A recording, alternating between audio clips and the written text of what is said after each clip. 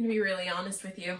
I just recorded this video, or I went through the process of recording this video, and it didn't actually happen. So, yay, distance learning! As you can see, after deer, you're going to be starting your journal time, and this is going to be your mini lesson. So, when you're on your journal slides, don't look at that. You'll see that there'll be a mini lesson. Soon there will be a video here once I'm done going through this video. And today's mini lesson, as you can see, is on sensory writing. Hopefully sensory writing is something that you've done before. It's something to add more detail and connections into your writing. So, as a reminder, sensory writing has to do with our 5 senses. So we've got sight, touch, taste, hearing, and smell. How to use the 5 senses in your writing. So we've got some examples here, and I wanted to go over those examples so your brain can start getting into the feeling of sensory writing. So for sight, we've got the tiny red ant climbed up the broken twig. So we're trying to write something that the reader can see. It's not just the ant climbed, which would be a complete sentence. Instead, we describe how the ant looks. The ant was a tiny red ant, right? Not just the ant. And it wasn't just that the ant climbed, it was that he climbed a broken twig. So we're describing what it looks like for the ant to climb as well. Smell, our example is the sweet smell of freshly baked apple filled the air. Perhaps not everybody has baked an apple before. Maybe you've baked apple pie, maybe you've made an apple cake, but nevertheless, we can all kind of connect to the idea of what baked apple probably smells like. Maybe there's inclusion of brown sugar, maybe there's a little bit of cinnamon in there. In any case, when I think of those smells, I think of, oh, this is lovely and comforting. Like, it is creating a maybe calm, maybe peaceful scene. Maybe you're at home and mom or grandma's making something in the oven. It gives the reader a feeling of peace. Taste. One bite of the sour lemon caused my lips to pucker. We can all imagine what it's like to bite into a lemon. Some of you might be into that because I know some of you really like tart tastes.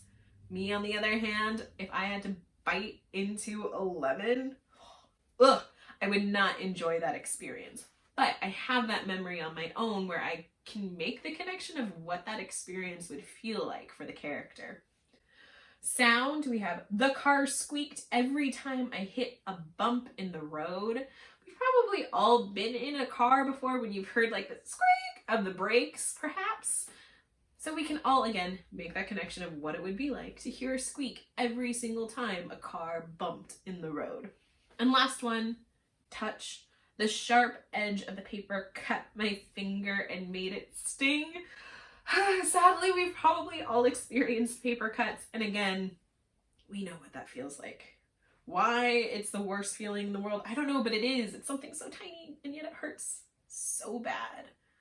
So I read this article, which I'm going to post in the mini lesson. You're more than welcome to read the article. If nothing else, it could potentially give you some words to use in your own writing. But it's titled 581 Sensory Words to Take Your Writing from Bland to Brilliant. There's a few things I want to read from this article for you because it helps explain why sensory writing is so important. So they talk about sensory details in both film and writing, which basically sensory details are used when you tell a story because it helps people make a connection to the characters or to the story or what's happening in the story. So a paragraph I really liked is explaining why sensory details are important. So I'm reading right here. When you paint a strong scene in your audience's mind, you make it easier for them to pull it back up from their memory. You've essentially bookmarked it for them so they can easily find it when something, a sight, a smell, a sound, reminds them of it.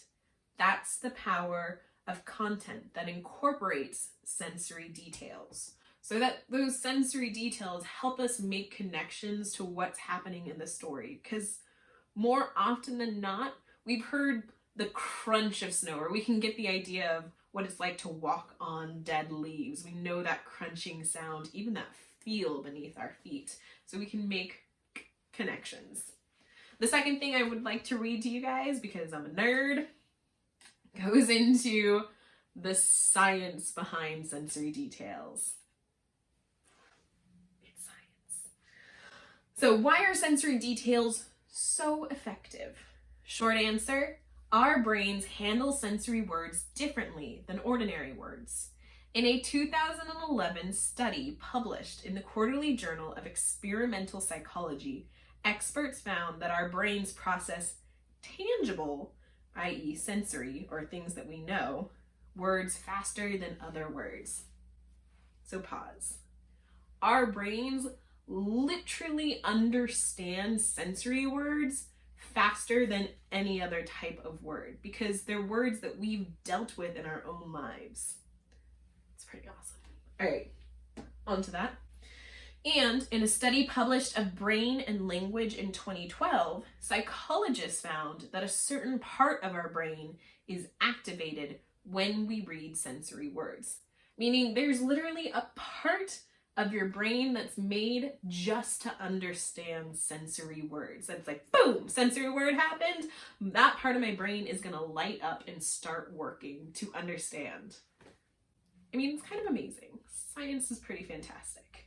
So I love this. In other words, it's science.